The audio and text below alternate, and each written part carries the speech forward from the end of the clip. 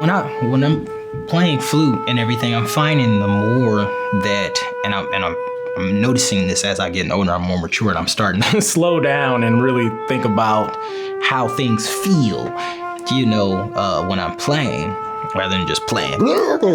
If I try to force the instrument to make the sound that I want it to make, to do what it is that I'm asking of it to do, I find that it will fight me and it causes tension all through my hands. But flute, you're holding it and you're playing and you get that nice, rich sound, it's because you back off. You back off, man. It's like, it becomes an extension of who you are. It's not like, it's me and my flute, I'm picking it up, and it's me and my flute, and we're playing. It's like, I'm playing. This is just amplifying my voice, who I am, About 5, 6 years old, maybe. And I remember sitting in music class and the teacher would say, hey, raise your hand if you can pick out an instrument. So I raised my hand and I couldn't describe what it was that I was hearing. And she was like, oh, that's a flute, and I knew then that's what I wanted to play. Then I started bugging my mom and dad, hey, I want to play flute. I want to play flute. Dad's a flute, really? Okay, we'll see. So finally one day, went to Schmidt, the rest was history. Ooh, shiny instrument, yay, luster of excitement. And wait, this doesn't sound like what I want it to sound like.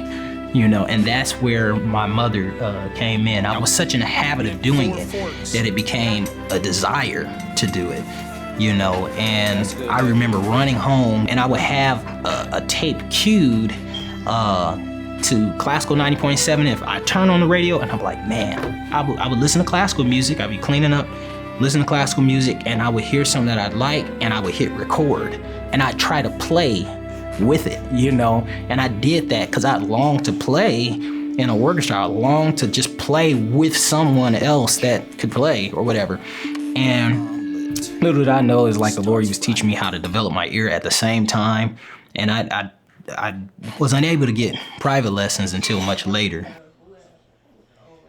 When I became a junior in high school, that's where I met my first flute instructor. But primarily she worked on my rhythm and my posture.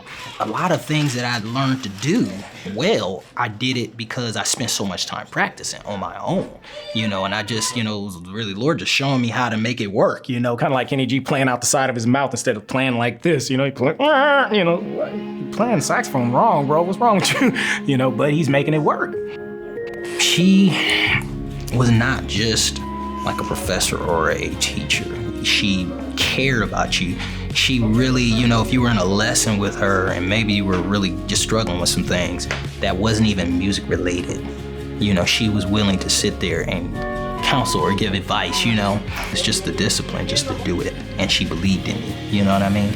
Right now, I want you to lead. Being at the 402 and teaching students and things like that, I'm learning that just because I hear error, you don't harp on that.